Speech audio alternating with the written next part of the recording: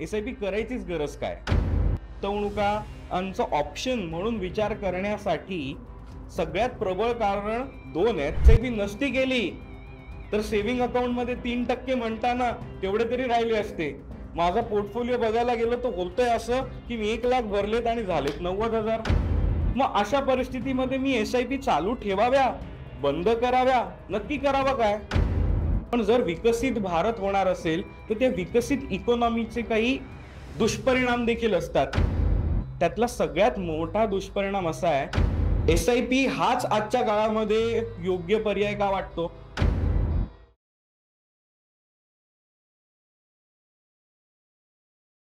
आज आपण SIP master class या विषयावरती चर्चा करणार आहोत.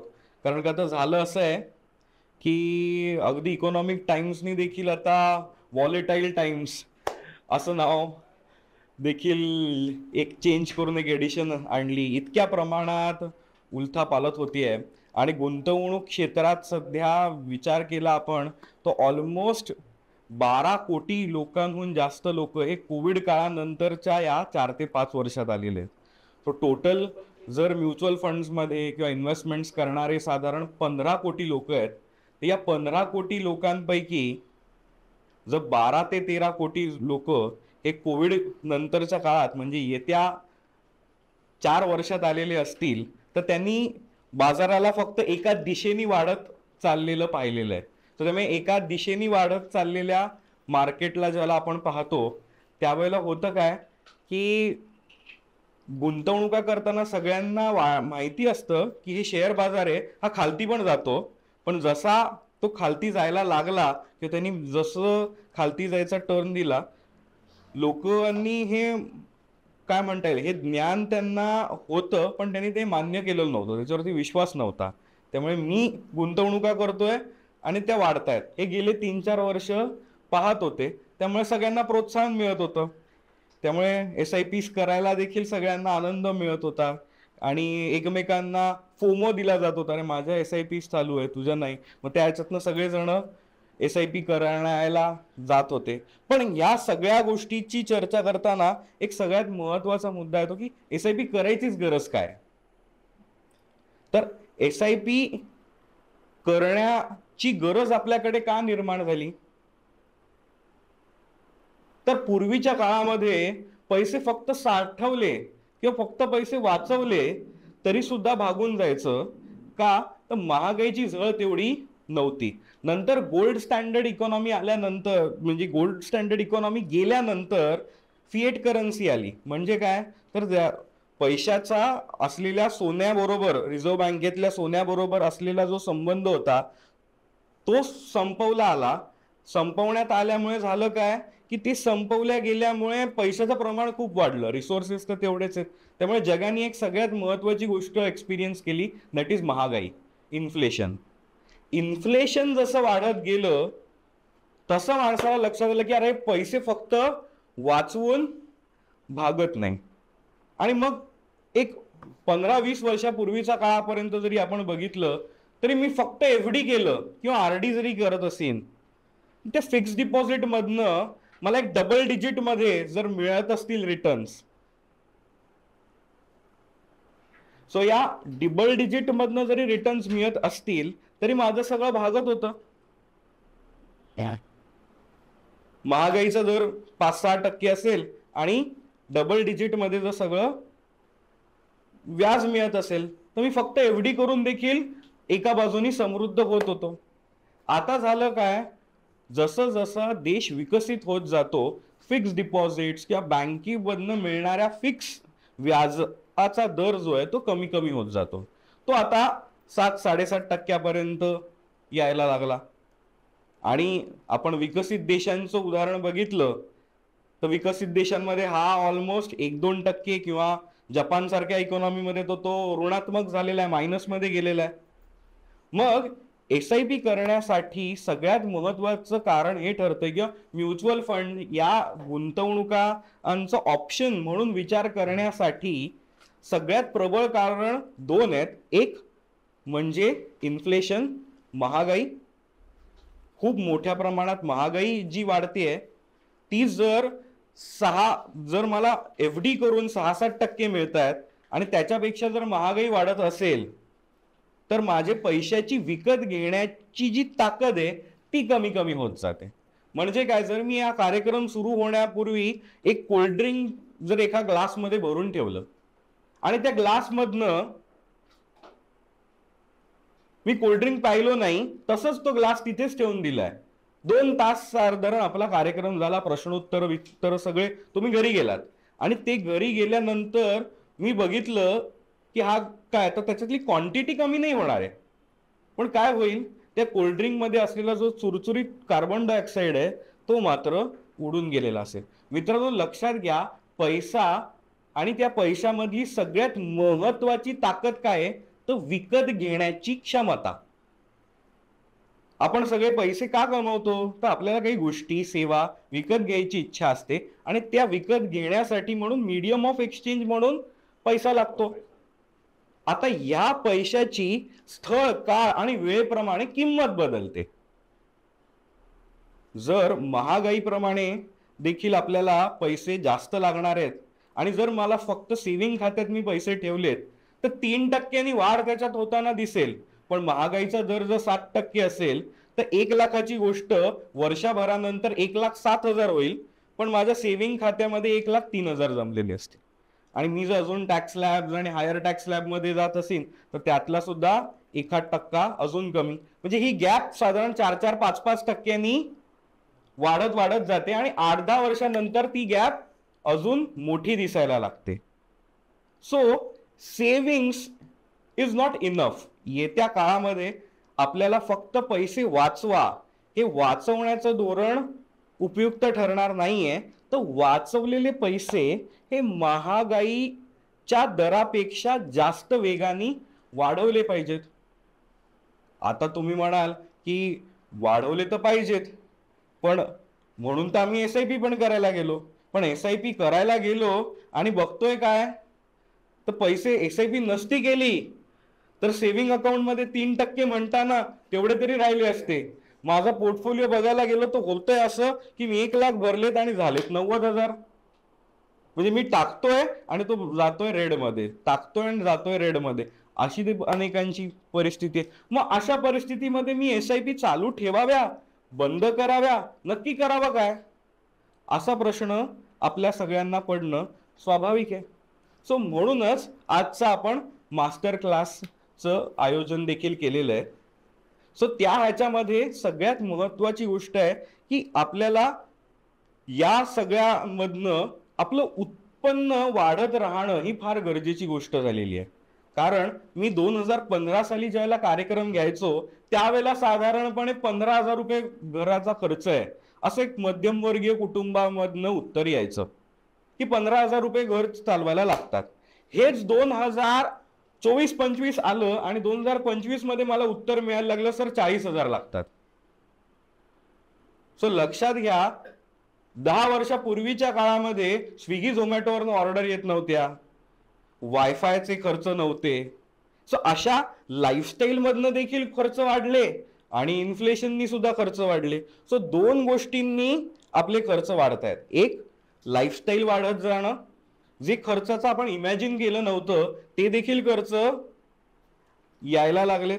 आता बरोबर याच गणिताप्रमाणे जर आपण पुढे गेलो तर काय होईल, अजून 10 वर्षांनी आपल्याला 1 लाख रुपये लागणार आहेत दर महिन्याला आणि अजून त्याच्यानंतरच्या 10 वर्षांनी म्हणजे आजपासून 20 वर्षांनी विचार केला तर आपल्याला 2.5 लाख रुपये लागतील. लक्षात येते. सो दर महिन्याचा खर्च जो 10 वर्षापूर्वी 15,000 चालत होता आज जो 40,000 चालतोय, 20 वर्षानंतर त्यासाठी दर महिना आपल्याला 2.5 लाख रुपये लागणार आहेत. आणि 20 वर्षानंतर आपल्यातले काही जण जर विचार करत असतील मी निवृत्त होऊन आयुष्य जगायचा विचार करतोय, त्यावेळेला मी काय कायमस्वरूपी आयुष्यात पैसे कमवत राहू शकत नाही, सो मी आतापर्यंत कमवलेल्या पैशावरती मला जगायचंय. तर मग तुम्हीच कॅल्क्युलेट करा की 2.5 लाख रुपये दर महिन्याला जर मला बेसिक खर्च येणार असेल आणि मला पुढे काय आरोग्य सुविधा या मरू देणार नाहीत आणि महागाई जगू देणार नाही. त्यामुळे झालंय का, आज तुम्ही जर अमेरिकेत बघाल तर अमेरिकेत खूप मोठ्या प्रमाणात वयस्कर लोक मॅकडॉनल्ड मध्ये काम करताना दिसतात, किंवा अशा डेव्हलप कंट्रीजमध्ये पॅम्पलेट वाटायची कामं अगदी वयस्कर मंडळी करत असतात. आज विकास आपण बद्दल बोलतोय, विकसित भारत, एकच लक्ष. पण जर विकसित भारत होणार असेल तर त्या विकसित इकॉनॉमीचे काही दुष्परिणाम देखील असतात. त्यांची जर आत्तापासून आपण काळजी घेतली तर आपण त्याचे दुष्परिणाम टाळू शकतो. त्यातला सगळ्यात मोठा दुष्परिणाम असा आहे की तरुण आज खर्च करताना उद्याचा विचारच करत नाहीयेत. हे जर तरुण आज विचारच करत नसेल तर होईल काय? आजचा खर्च करून सगळ्यांचं चांगलं भागत राहील, पण एक स्थिती अशी येईल की महागाई वाढतीये आणि मी निवृत्ती स्वीकारू शकतच नाही. कारण का निवृत्ती स्वीकारण्यासाठी माझ्याकडे जेवढे पुरेसे पैसे हवेत तेवढे पुरेसे पैसेच नाही आहेत. सो म्हणून सगळेजण एक सेकंड सोर्स ऑफ इन्कम कमवण्याच्या विचारामध्ये बराचसा आपला वेळ घालवत असतात की मला एक सोर्स ऑफ इन्कम, मला पगार मिळतोय किंवा माझा एक बेसिक व्यवसाय चाललाय, त्यातनं माझं भागत नाही की मला असं काहीतरी सेकंड सोर्स ऑफ इन्कम सुरू करायचं आहे. म्हणून त्यासाठी काही जण म्हणतात की मी गाळा घेईन, मी तो भाड्याने देईन, किंवा मी 1-2 फ्लॅट घेईन ते भाड्याने देईन, असे बरेच जणांचे विचार असतात. पण या सगळ्याबद्दल ज्यावेळेला आपण आता प्रोफेशनली विचार करत असू तर त्याच्यामध्ये 2 सोर्स ऑफ इन्कम दिले जातात. एक म्हणजे ऍक्टिव्ह सोर्स ऑफ इन्कम आणि पॅसिव्ह सोर्स ऑफ इन्कम. आपण दरवेळेला ऐकलेलं असतं ऍक्टिव्ह आणि पॅसिव्ह. काय बरं फरक आहे ऍक्टिव्ह आणि पॅसिव्ह मध्ये? लक्षात घ्या, ज्यासाठी माझी मेंटल एनर्जी आणि फिजिकल एनर्जी या दोन्ही गोष्टी खर्च कराव्या लागतात आणि त्या खर्च केल्यानंतर मला पैसे मिळतात, असं होत असेल तर त्याला काय म्हटलं जातं? Active income. सो काही जण म्हणतात की मी ना पॅसिव्ह इन्कम साठी शेअर ट्रेडिंग करतो. Is it a passive income? जर मला त्याच्यातनं 3-4 तास माझ्या प्रोडक्टिव्ह दिवसातला वेळ द्यायचा आहे, मेंटल रिसोर्सेस द्यायचे आणि पैसे पण द्यायचे आहेत आणि त्यातनं मी पैसे कमवणार असेल तर it is a active income, it is not a passive income. काय सामान्य माणसाचा बऱ्याच प्रमाणात ऍक्टिव्ह आणि पॅसिव्ह याबद्दल गैरसमज असतो. सो यामध्ये होतं काय, ऍक्टिव्ह आणि पॅसिव्ह मध्ये फरक काय आहे? तर ऍक्टिव्ह इन्कम मध्ये एक्साइटमेंट आहे. ऍक्टिव्ह इन्कम मध्ये आपल्याला मजा येते. आपण ऍक्टिव्ह इन्कमची आपल्याला सवय झालेली असते. का बरं? कारण ऍक्टिव्ह आपण काम करत असतो. आपण जर नोकरीवर गेलो, लेट मार्क नाही लागू दिले तर आपल्याला सुरळीत पगार मिळणार आहे. आपण जर व्यवस्थित आपलं काम डिलिव्हरेबल केले, आपल्या व्यवसाय उत्तमरित्या केला तर आपल्याला पैसे मिळणार आहेत. त्या जो आपला क्लायंट आहे तो जर सॅटिस्फॅक्टरी नसेल तर तो क्लायंट तुटू शकतो. सो ह्या सगळ्या याच्यामुळे आपण अलर्ट लेवलवरती सगळं काम करतो आणि त्याच्यातनं आपल्याला आनंद पण मिळतो. तर गंमत अशी होते, पॅसिव्ह सोर्स ऑफ इन्कम हा अत्यंत बोरिंग आहे. पण ही मानसिकता आपली तयार नसल्यामुळे आपण त्याच्यात एक्साइटमेंट शोधायला जातो. कशी? तर मी SIP केली आहे आणि माझे पैसे वाढताना दिसतात, वा, मग मी खुश होतो. बघा, कर्मसिद्धांतामध्ये देखील 2 कर्म सांगितलेली आहेत. एक क्रियमाण कर्म आणि दुसरं संचित कर्म. क्रियमाण कर्म म्हणजे काय? मला तहान लागली असेल आणि मी पाणी मागितलं तर द्या, मला पाणीचं ग्लास पण इकडे देऊन ठेवा. सो जर मी हे मागितलं आणि मला एक पाण्याचा ग्लास किंवा एक बॉटल माझ्यासाठी आली, मी उघडली आणि प्यायलो, हे जे मी कर्म केलं त्याच्यातनं लगेच तृष्णा भागली जात असेल तर काय होईल? ते मला लगेच मिळालं फळ, क्रियमाण कर्माचं फळ. आता सामान्य माणसाला क्रियमाण कर्माचं फळ लगेच कळतं. मी महिनाभर काम केलं, मला पगार मिळाला. मी लगेच काहीतरी प्रोडक्ट सर्व्हिस डिलिव्हर केली, मला ती मिळाली. एखाद्या कामगाराने दिवसभर काम केलं, त्याला लगेच गोष्ट मिळाली. एखाद्याने अगदी शेती केली तरी गव्हा तांदळाची 1-2 महिन्यात 3 महिन्यात ते पीक आलं. संचित कर्माचं उदाहरण काय? आंब्याचं झाड. आंब्याचं झाड मी लावल्यावरती 3 महिन्यात 6 महिन्यात आंबे येतात. मला फक्त मेहनत मेहनत घ्यायची आहे, त्याला नियमित पाणी घालत राहायचंय, काही वर्ष जाऊ द्यायची आहेत. आणि काही वर्ष गेल्यानंतर काय होणार आहे, ती काही वर्ष गेल्यानंतर त्याचं फळ येणार आहे. आणि मग ते फळ आल्यावरती भरपूर फळ येणार आहेत. पण त्याची तुलना आपण 2-3 महिन्यात येणाऱ्या क्रॉप सारख्या धान्याशी नाही करू शकत. सो लक्षात येते 2 प्रकारची कर्म असतात, एक संचित कर्म आणि क्रियमाण कर्म. आपल्याला क्रियमाण कर्माची टेस्ट कळलेली आहे. क्रियमाण कर्माचा आनंद आणि क्रियमाण कर्म म्हणजे कुठलं तर ऍक्टिव्ह इन्कम. आणि पॅसिव्ह इन्कम जर तयार करायचं असेल तर मात्र आपल्याला संचित कर्माकडे वाटचाल करावी लागते. आता होतं काय, संचित कर्मामध्ये एक्साइटमेंट कमी.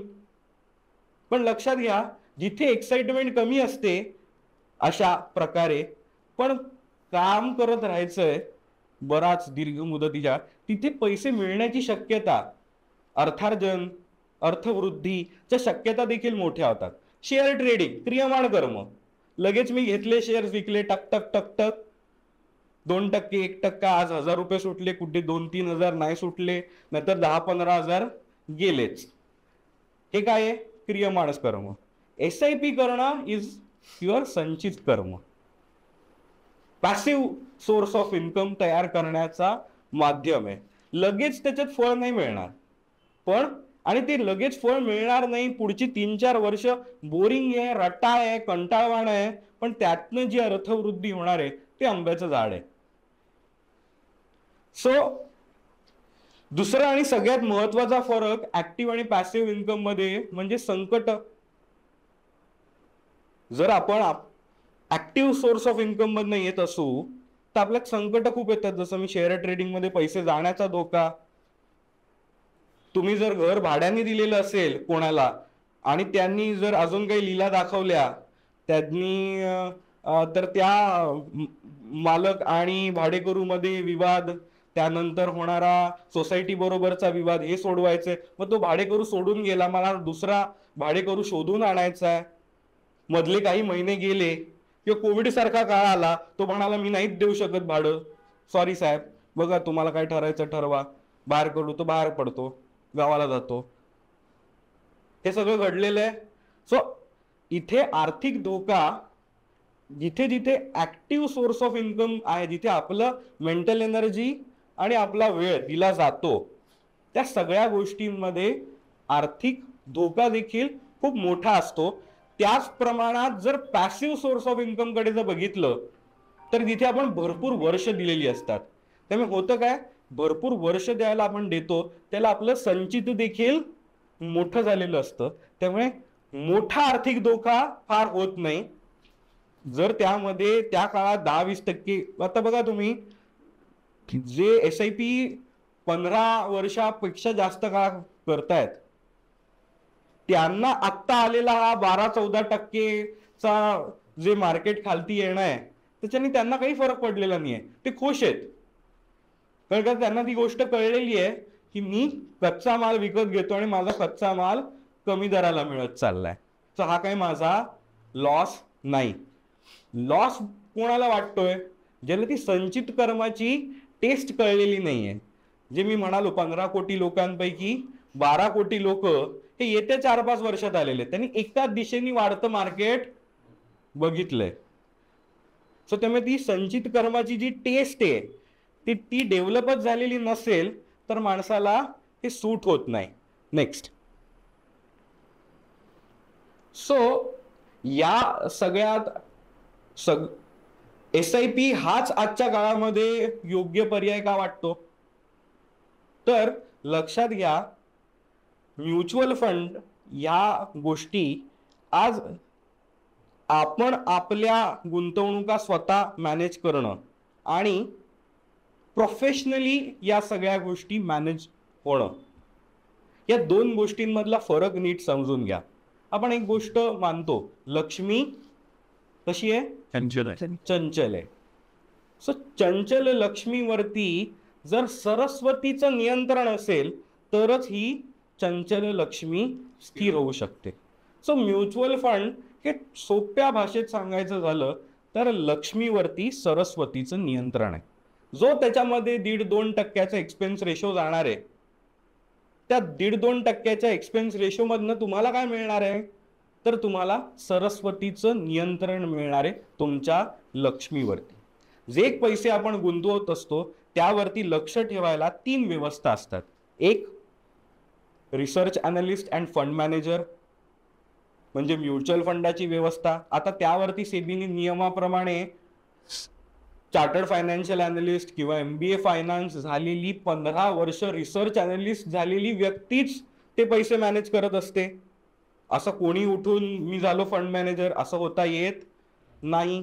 त्यासाठी NISMच्या एक्झाम्स आहेत, परीक्षा आहेत आणि 15 वर्षाचा एक्सपिरियन्स लागतो. मात्र ज्यांना 15 वर्षाचा एक्सपिरियन्स नाही आहे ती मंडळी काय करतात, तर ती मंडळी रिसर्च अनालिस्ट म्हणून या फंड मॅनेजरच्या हाताखाली काम करतात. सो ते सगळे मिळून हा एक 5-7 रिसर्च अनालिस्ट आणि त्यांचा बॉस म्हणजे फंड मॅनेजर असे मिळून जर एखादा फंड मॅनेज करत असतील आणि त्याच्यामधनं त्यांनी 35-40 कंपन्यांमध्ये गुंतवणुका केल्या आहेत, तर लक्षात घ्या त्यांच्याकडे एक डेडिकेटेड टीम आहे ज्यांचं सकाळी 9 ते संध्याकाळी 6 एकच काम आहे. त्यांचं शिक्षण त्यातच झालेलं आहे. लक्षात येतंय? सो त्यामुळे मी मॅनेज करणं आणि त्यांनी मॅनेज करणं यात फरक काय आहे, की ज्यांचं कामच पूर्ण वेळ मला जर मी रिसर्च अनालिस्ट असेल आणि माझ्याकडे नेमून दिलेल्या 3 कंपन्या आहेत, या 3 कंपन्यांमध्ये CEO आज कोणाला जाऊन भेटले, त्यांनी कोणाबरोबर डील साईन केलं, हे कुठल्या सेक्टरमध्ये, त्याबाबत गव्हर्नमेंटनी काय निर्णय घेतला, एवढंच काढायची माहिती आणि मला माझ्या बॉसकडे द्यायची. एवढंच डेडिकेटेड काम करणारी मंडळी आहेत. आता या फंड मॅनेजरला देखील चीफ इन्व्हेस्टमेंट ॲडवायझर असतात. सो या चीफ इन्व्हेस्टमेंट ऑफिसर जो असतो त्या चीफ इन्व्हेस्टमेंट ऑफिसर म्युच्युअल फंडाचा त्याच्या सगळ्याच्या संगनमताने निर्णय होतो. इथे काय होतं आपल्या पोर्टफोलिओमध्ये, अरे मुकेश अंबानींची तब्येत बरी नाही वाटत, रिलायन्स विकून टाकूया, असा निर्णय तुमचा तुम्ही घेऊ शकता आणि 2 मिनिटात काही क्लिक्सवर किंवा एक फोन कॉल करून टाकू शकता. फंड मॅनेजरला ज्यावेळेला हा निर्णय घ्यायचा असेल तर त्याला त्याच्या सगळ्या रिसर्च अनालिस्टना, त्याला चीफना, त्याच्या पूर्ण कमिटी बसते आणि ते ठरवतात की मोठा निर्णय आहे, आपल्याकडे असलेल्या सगळ्या याच्यापैकी 6% रिलायन्सचे शेअर्स आहेत, या 6% रिलायन्स मधनं आता 3%वर यायचंय किंवा 6%चं 9%वर जायचंय किंवा रिलायन्सचे शेअर्सच विकून टाकायचे. हा एक जरी निर्णय घ्यायचा असेल तर तिथे छानपैकी कॉन्फरन्स रूम मध्ये मीटिंग होईल, चर्चा चर्वण होईल आणि मग तो निर्णय होईल. मला सांगा, तुम्ही तो निर्णय घेणं आणि फंड मॅनेजमेंटनी निर्णय घेणं यात फरक आहे. सगळ्यात महत्वाचा सरस्वतीच्या नियंत्रणाचा फरक आहे. हा सरस्वतीच्या नियंत्रणाचा फरक जर आपण समजून घेतला तर आपल्याला लक्षात येईल चंचल लक्ष्मीवरती सरस्वतीचं नियंत्रण किती महत्वाचं आहे. आता यात गंमत अशी आहे की जर 35-40 कंपन्या आहेत, तर या कंपन्यांमध्ये काही कंपन्या घे, काही कंपन्या विक, हे माझं मीच करत असेल तर प्रत्येक वेळेला मला short term capital gain tax, long term capital gain tax, though I am not using any single rupee out of it, मला 1 रुपयाही त्याच्यातला खर्च करण्यासाठी वापरायचा नाही आहे. फक्त मी रिलायन्सचे 6% पैकी 3% विकले आणि ते काही टाटा केमिकलचे घेतले उदाहरणार्थ. पण जसे मी विकीन तसा मला शॉर्ट टर्म किंवा long term capital gain tax, brokerages लागणार, त्याच्यावरती STT सिक्युरिटी ट्रान्झॅक्शन टॅक्स लागणार. या सगळ्या गोष्टी इंडिव्हिज्युअल इन्व्हेस्टर म्हणून मला लागतात. ज्याला हेच मी म्युच्युअल फंड थ्रू करतो त्यावेळेला त्याच्या एक्सपेन्स रेशो जो 1-1.5% आहे तेवढाच मला फिक्स द्यायचा आहे. त्याच्यामधनं जे चर्निंग आहे त्याचा वाटेकरी मी नसतो. मी ज्या क्षणी फक्त तो म्युच्युअल फंडच विकत असेल किंवा त्यातनं काही युनिट्स विकत असेल तरच ते होतं. आणि डायरेक्ट शेअर्सचा पोर्टफोलिओ विकत घेणं ह्याची जी फ्रिक्वेन्सी आहे, कारण का तर always portfolio gives you return, not a individual share. आणि आता तर आपण बघाल तर स्मॉल आणि मिड कॅप खूप मेजर लेवलवरती खालती आलेत. आम्ही गेले 3-4 महिने वेगवेगळ्या माध्यमातून सांगत होतो की small and mid cap is becoming very very expensive. पण आता काय झालंय, आता 18-20% खालती आल्यावरती अनेकांना त्यामध्ये जाग आली आहे. पण लक्षात घ्या, इन्फ्लेटेड लेवल अशी असते कंपन्यांची की ज्याचं उत्पन्नात प्रमाणात त्याची भाव असला पाहिजे साधारण 30. जर त्याची मार्केटनी वाढवत वाढवत किंमत झाली असेल 60, आता 60ची गोष्ट 40ला जरी आलेली असली पण त्याची योग्यता 30ची आहे, तर ती 30ची गोष्ट 40ला का होईना आपण बाहेर पडलो तर किमान त्याच्यातनं दुसऱ्या गोष्टीमध्ये जाऊ शकतो. पण ज्यांना लगेच पैसे वापरायचे आहेत किंवा ते हे आणि माझे 60 दिसलेले, मी 60 पर्यंत त्याच्यामध्ये थांबूनच राहीन, असा जर आपण अट्टहास करून राहिलो तर काय होतं, आपले 60चे 40 झालेत आणि 40चे 30 होतात. आणि गंमत अशी आहे, शेअर्सच्या बाबतीमध्ये स्पेसिफिकली पुन्हा आयुष्यात ते 60 कधी बघतील याचा काहीही नेम नसतो. बट सेम गोष्ट ज्यावेळेला म्युच्युअल फंडाबाबत असते त्यावेळेला जसा आत्मा अमर आहे, आत्मा कसा शरीर बदलू शकतो, तसं म्युच्युअल फंड पोर्टफोलिओ हे न चालणाऱ्या कंपन्या, अयोग्य कंपन्या काढून टाकून नवीन कंपन्या घेण्याचा प्रवास सदैव चालू असतो. कारण का ते इथे इन्फ्लो तुमच्या माझ्या सगळ्यांच्या SIPs मधनं दर महिन्याला येत असतो. काही जण लमसम इन्व्हेस्टमेंट्स करत असतात. सो म्युच्युअल फंड अशी व्यवस्था आहे की जणू काही दूषित रक्त आपण काढून टाकतो आणि नवीन रक्त घेत राहतो. हा नवीन रक्ताचा सतत पुरवठा म्युच्युअल फंड व्यवस्थेमध्ये सुरू असतो. द सेम थिंग आपण स्वतःचाच पोर्टफोलिओ करणार असू मॅनेज, तर आपण 20 लाख, 50 लाख, 5 कोटी, 10 कोटी त्या पलीकडे नाही करू शकत. इथे प्रत्येक फंडामध्ये जर तुम्ही बघाल तर 70-70, 80-80 कोटीच्या वरती SIPनीच पैसे येतात. छोट्यातल्या छोटा फंड घेतला तर मोठ्या मोठ्या फंड हाऊसेसमध्ये शेकडो कोटी SIPनी दर महिन्याला येतात. तर तुम्ही लक्षात घ्या, फ्रेश ब्लड सप्लाय किती मोठ्या प्रमाणात इकडे आहे. सो हा एक सगळ्यात महत्वाचा बदल आहे.